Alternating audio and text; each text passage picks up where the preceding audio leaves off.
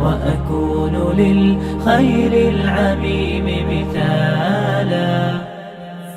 Saya pernah melihat di tayangan YouTube ya Bu. Ya.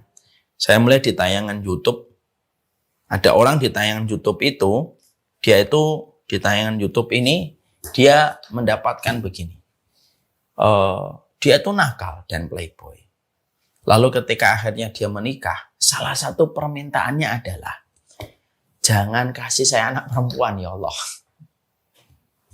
Walaupun dia nakal, walaupun dia bandel gitu ya, tapi bagaimanapun dia tetap ya beriman sama Allah. Dia itu berdoa.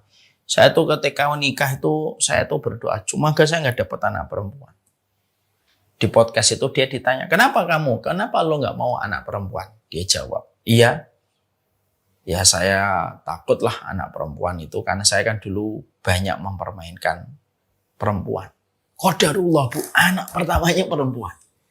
Maka akhirnya dia merenung, kenapa hikmahnya saya itu sudah minta supaya saya nggak mendapatkan anak perempuan, saya dapat anak perempuan.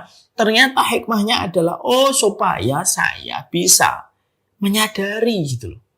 Kejahatan kepada perempuan itu ternyata bisa jadi menimpa kepada anak saya. Kalau kamu marah, anakmu disakiti, anakmu didolimi, anakmu dinodai, jangan pernah kamu sakiti dan nodai perempuan lain. Karena anakmu pun perempuan. Itu namanya hikmah. Kita tarik korelasinya dengan kita hari ini. Korelasinya itu apa? Kenapa kita harus menangkap hikmah? Iya, kalau kita tidak menangkap hikmah, kenapa Allah masih memberikan kesempatan Ramadan untuk kita?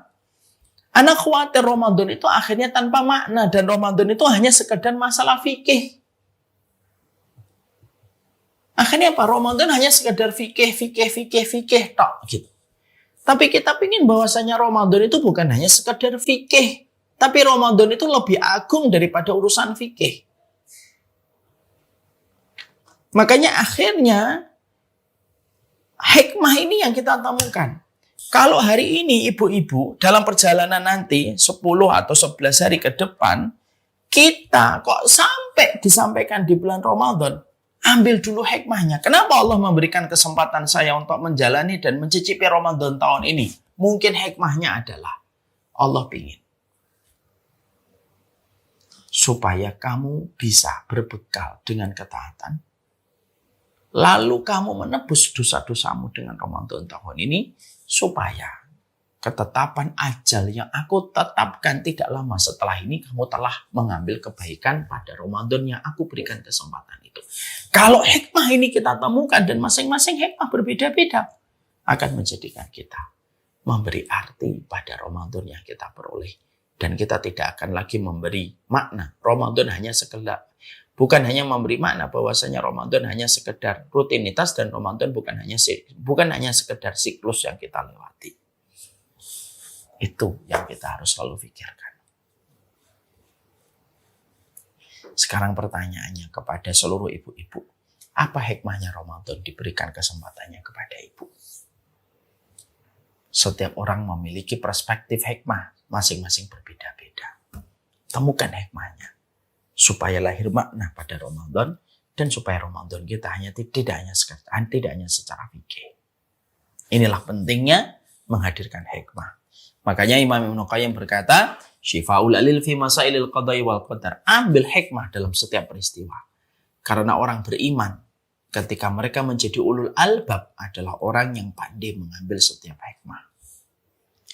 Setelah kita memahami hikmah apa yang harus kita hadirkan ketika kita diberikan kesempatan Ramadan, nah sekarang kita lebih menukik.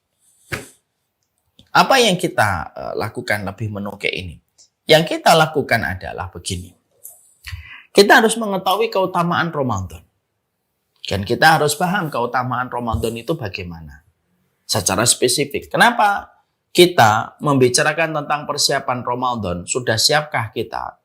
Maka sesungguhnya pertanyaan ini, sudah siapkah kita, tidak akan terjawab tuntas sampai kita betul-betul tahu seberapa besar kamu mengetahui keutamaan Ramadan.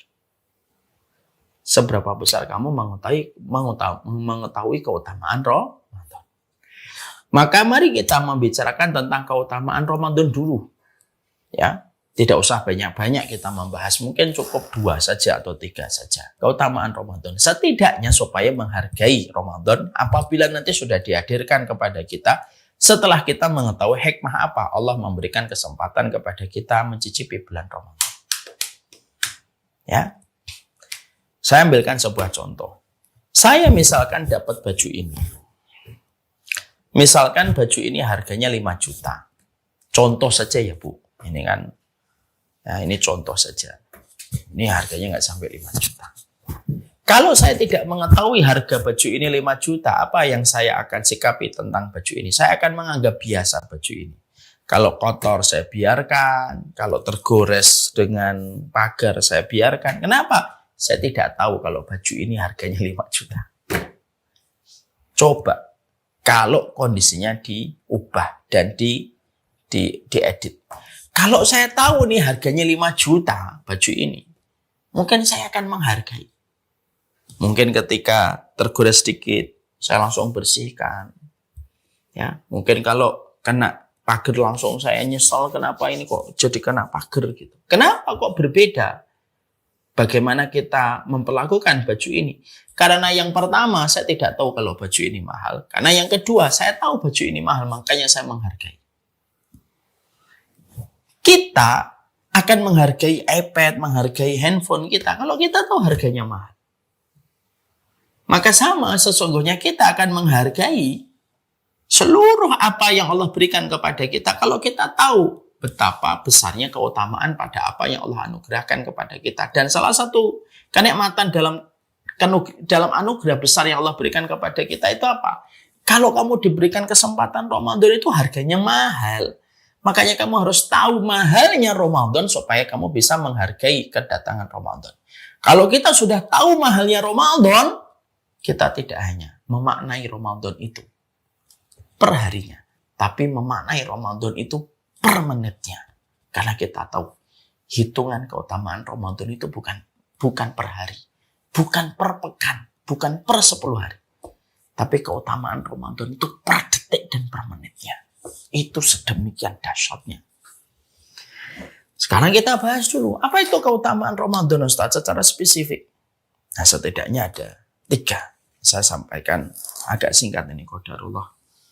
Waktu sudah berlalu 1 jam. Saya minta tambahan sedikit. Maka saya menerangkan yang pertama, keutamaan Ramadan itu yang pertama adalah sesungguhnya keutamaan Ramadan itu keutamaan besar sekali. Saking besarnya keutamaan yang dimiliki oleh Ramadan, maka yang pertama keutamaan Ramadan itu apa?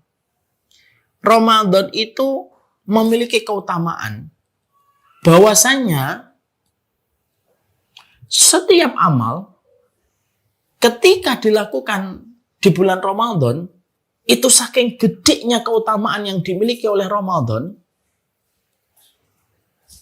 sampai Allah tidak pernah menceritakan berapa kali Allah melipat gandakan setiap amal yang dikerjakan di bulan Ramadan.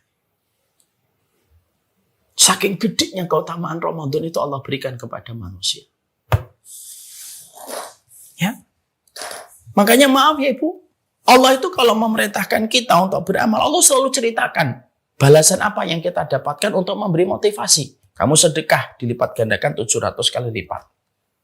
Kamu sholat syuruk mendapatkan pahala umroh. Kenapa Allah setiap memerintahkan kita pada satu ibadah, Allah itu juga menceritakan kepada kita pahalanya karena saking besarnya keutamaan yang dimiliki oleh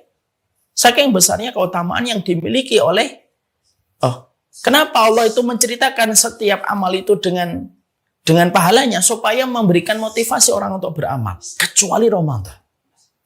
Ramadan itu merupakan sebuah amal di mana setiap ketaatan yang dilakukan di bulan Ramadan saking gedenya keutamaan yang dimiliki oleh Ramadan sampai Allah itu tidak pernah menceritakan berapa kali lipat Allah itu melipat gandakan amal yang dilakukan di bulan Ramadan. Kenapa?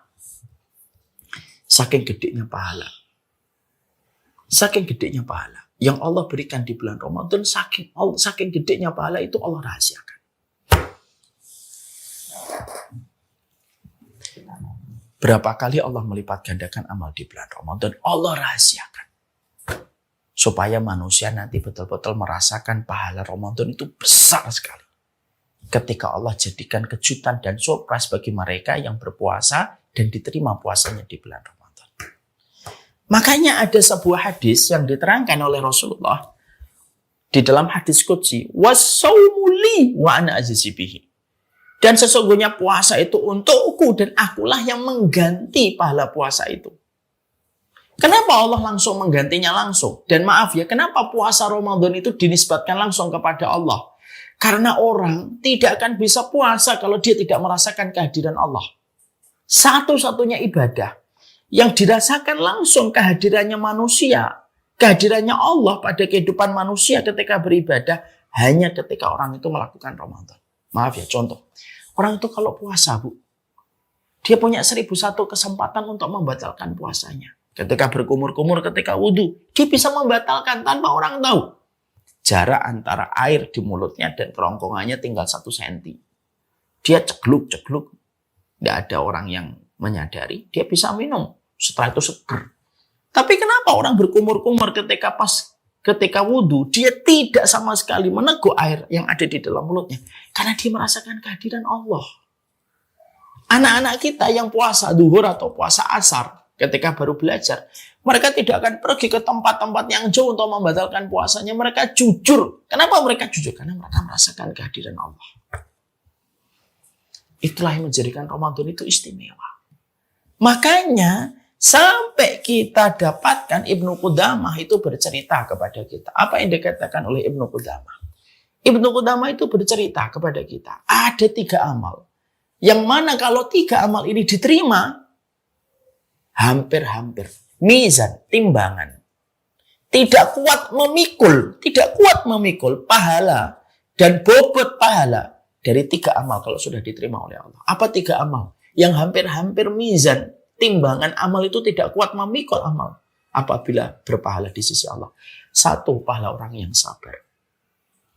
Gede banget itu pahalanya. Sampai mizan itu jebol kalau sudah menghitung pahala orang yang bersabar.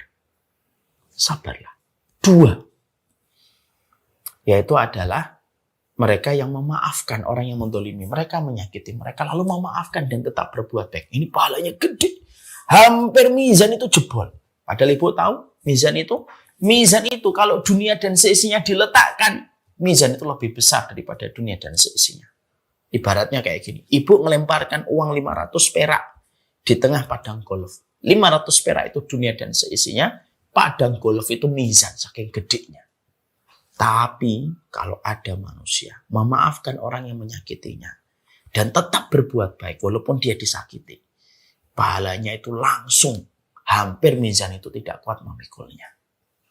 Yang ketiga, apa amalan yang langsung begitu berat untuk menjadikan mizan itu hampir jebol? Yaitu adalah orang yang melakukan amalan Ramadan dan diterima amal itu. Maka mizan itu hampir tidak kuat memikulnya. Makanya Allah yang memberikan pahalanya langsung. Kenapa Allah memberikan pahala puasa itu langsung? Tidak diwakilkan ke malaikat. Karena malaikat tidak kuat memikul pahala dan beban dan beratnya dan bobotnya pahala itu. Ketika Ramadan itu sudah diterima sama